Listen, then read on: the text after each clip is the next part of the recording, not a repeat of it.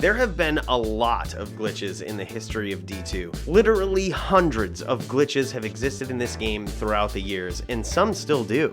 These glitches ranged from small, almost unnoticeable things to game-breaking glitches that required immediate attention from Blizzard. In this video, we're going to be talking about those glitches. These glitches are currently patched, so you can't pull them off anymore, but man, were they insane when you could. These were legitimate glitches and didn't require the use of any third-party programs to perform. And some of the specifics and details associated with these glitches are already fading from memory. So, before these epic glitches are lost to the sands of time, let's broadcast them to the world, so that D2 fans may never forget where this legendary game has been. Welcome to the History of Glitches series for Diablo II. Let's dive in.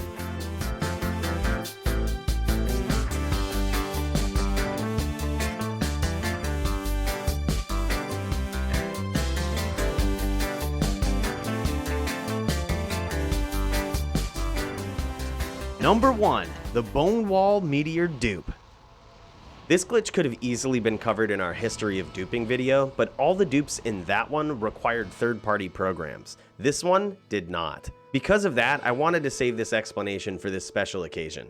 The premise behind this glitch was that you could lag the BattleNet server that you are on so badly, you could actually manipulate save states. The trick worked by having a necromancer spam Bonewall on the same screen that a sorceress was spamming Meteor. After a few minutes of doing this, the game would become very laggy. When this happened, all server-based actions were slowed down to a snail's pace, including the writing of save files for your character. In order to manipulate this, you have to understand how characters are saved to a BNet server. Here's an oversimplified breakdown. Suppose a game has 8 players in it, and the player in game slot 2 saves and exits. Immediately, a queue is created that is responsible for saving not only the items on player 2, but on all players in the game in the order of their game slot at that point in time.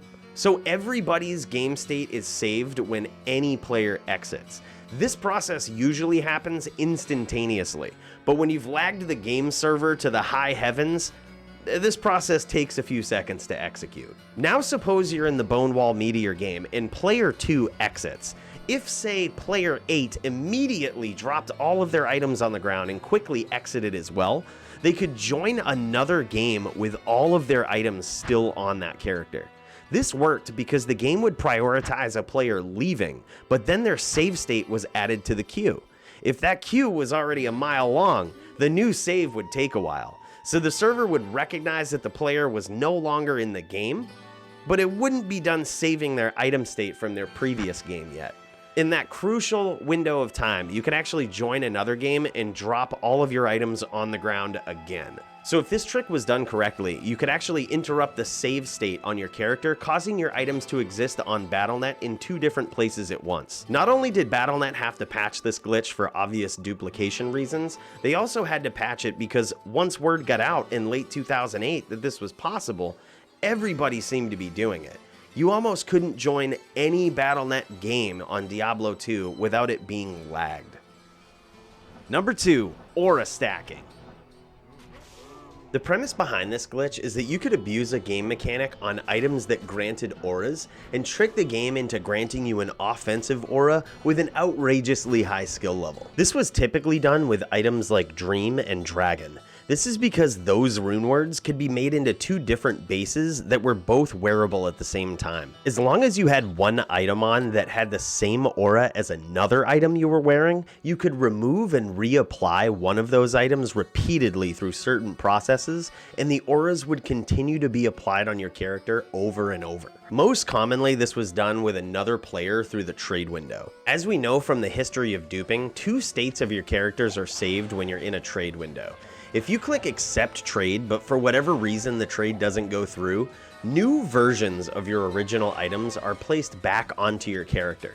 A certain game mechanic was responsible for removing auras after an item that was granting you those auras was taken off. but it would never remove the aura if another item was still granting the same aura. When the first item was placed back onto your character, it would just keep adding an additional aura on top of it, even though it never removed it from the first time you took it off. The way that aura stacking naturally works in D2 is if you have two items that each grant you the same level 15 aura, they stack on top of each other, and you essentially have a level 30 aura. So if you kept stacking auras with this glitch, you could essentially have a level 3000 Holy Shock aura just following you around wherever you go and laying waste to your foes. You could also pull this trick off with an Act 3 mercenary that could don both Dream Helm and Dream Shield. This also marked the only time in D2 history that an Act 3 mercenary was viable. This glitch was used to absolutely cheese bail runs. It wasn't until 2010 that Blizzard finally patched this, and thank God.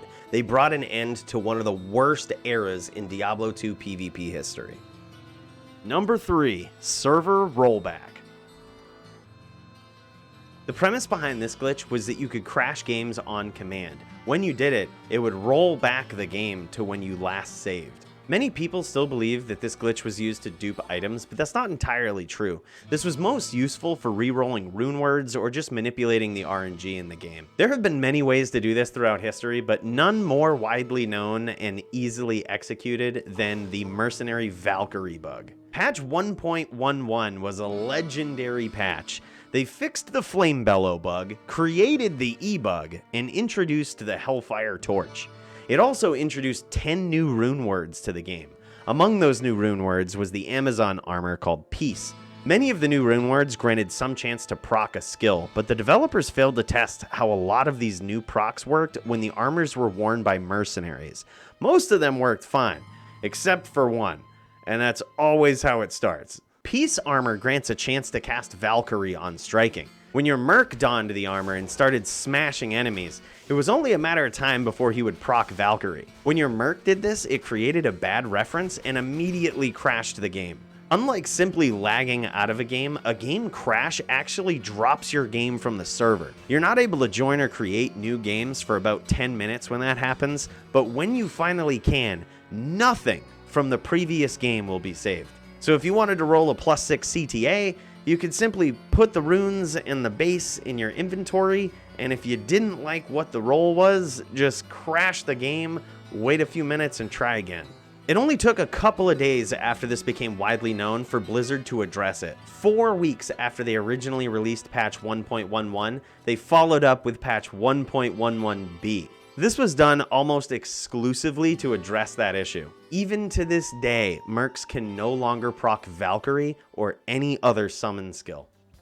And those are my top 3 game-breaking glitches of all time in Diablo 2. There's so many bugs in the history of this game, it's difficult to get them all into one video, so I'm trying to break them up into themes instead. What types of glitches would you like to hear about next in Diablo 2 history? Let me know down in the comments. I'm also going to be very curious to see what kinds of glitches still exist in D2 Resurrected when that comes out. And best believe if there are any, we will definitely break them down here. I want to thank you guys so much for watching this video. I'll catch you in the next one.